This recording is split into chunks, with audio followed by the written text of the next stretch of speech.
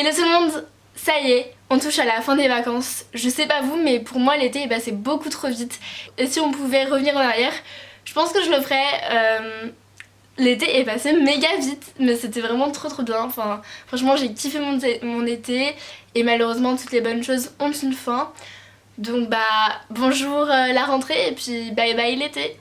Juste je voulais vous préciser que si je n'étais pas habillée, maquillée, coiffée de la même manière dans la suite de la vidéo, c'est tout simplement parce que l'intro de la vidéo, ou plutôt juste le moment où je vous disais bonjour, comment vous allez, a été coupé, je l'ai pas retrouvé, donc je vous fais juste un petit aperçu, enfin un petit coucou comme ça, et puis je vous laisse avec la suite de la vidéo où j'explique le thème, tout ça, donc ne vous inquiétez pas. Donc pour cette vidéo je me suis dit que ça serait sympa de vous partager quelques petits conseils pour comment bien réviser, pour comment avoir de bonnes notes, pour bien travailler à l'école.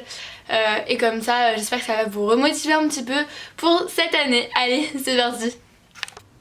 La première chose à faire, ce serait d'avoir un espace de travail agréable, rangé, propre, que rien ne traîne pour ne pas avoir de distractions et pouvoir bien se concentrer pour bosser.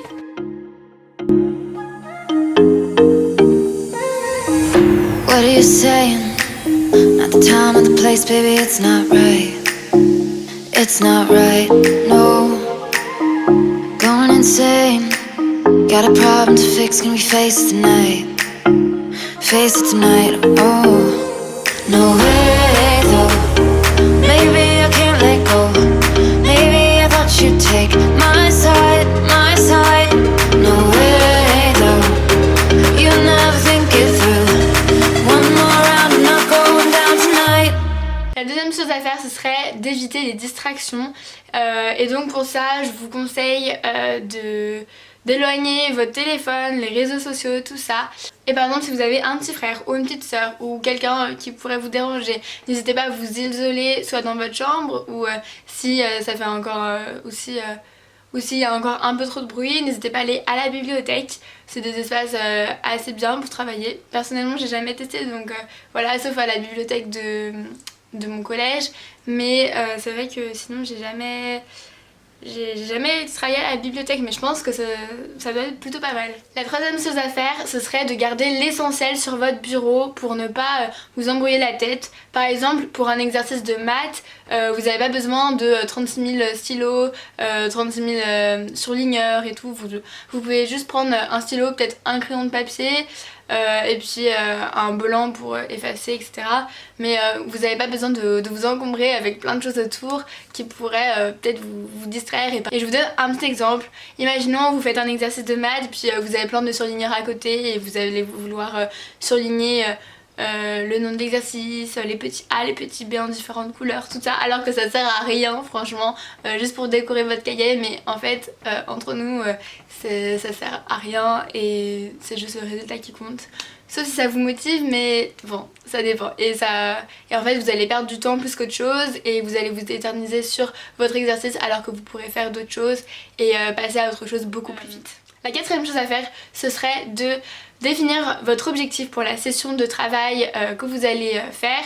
Donc par exemple si vous voulez faire vos devoirs que votre prof vous a donné de la veille au lendemain et ensuite réviser par exemple un cours, tout ça.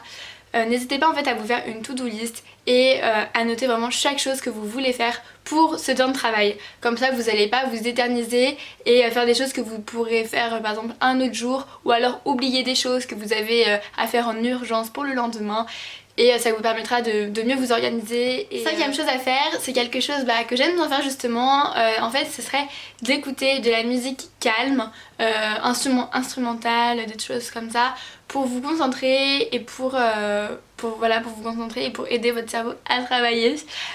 Donc vous pouvez mettre de la musique par exemple sur YouTube, il y a des sessions de 2 heures, 3 heures, vous mettez et puis c'est vachement sympa, ça nous aide à penser à autre chose plutôt que de mettre de la musique où on connaît les paroles et on va chanter et du coup on va pas se concentrer et tout ça, alors que là c'est une musique plutôt calme qu'on connaît pas forcément, où il y a un rythme mais c'est plus lent, c'est plus doux et donc vous allez plus vous concentrer sur votre travail que sur la musique.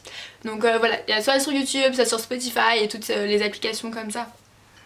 La sixième chose à faire, c'est de mettre un chrono. Personnellement, c'est quelque chose que je fais pareil comme pour la musique. En fait, tous les conseils que je vous donne, la plupart je les fais, sinon je vous les donnerai pas. Mais ouais, celui-là c'est quelque chose que j'aime bien faire, c'est de mettre en fait donc un chrono ou un minuteur.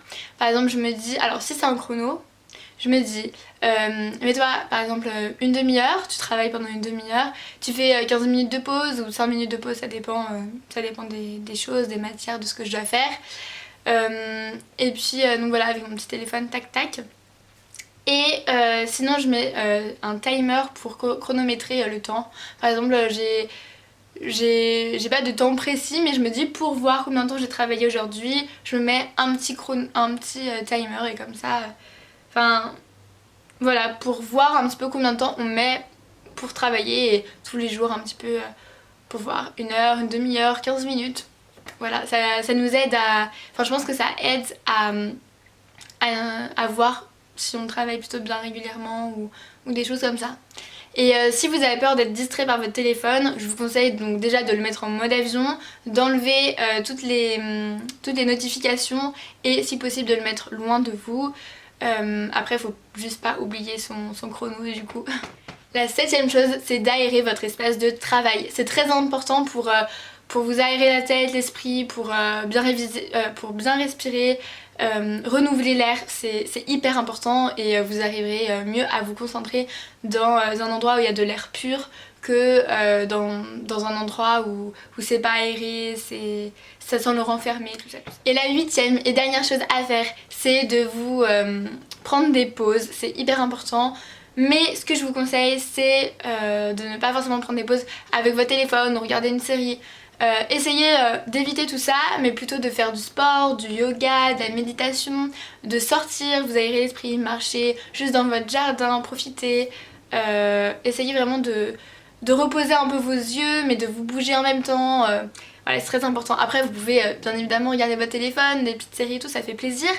Mais évitez parce que, surtout si vous devez reprendre après, vous aurez moins envie en fait. Alors que si vous faites une bonne session de sport, vous vous dites allez je m'accorde ça, après je vais me doucher et si je dois reprendre le travail je reprends. Alors que la série, vous vous direz allez un autre épisode et ça sera mort. Et voilà pour mes 8 astuces pour comment bien réviser. Et j'espère que ça vous aura plu, que ça vous aura aidé. N'hésitez pas à me dire en quelle classe vous passez cette année, si vous avez déjà utilisé certains de ces conseils.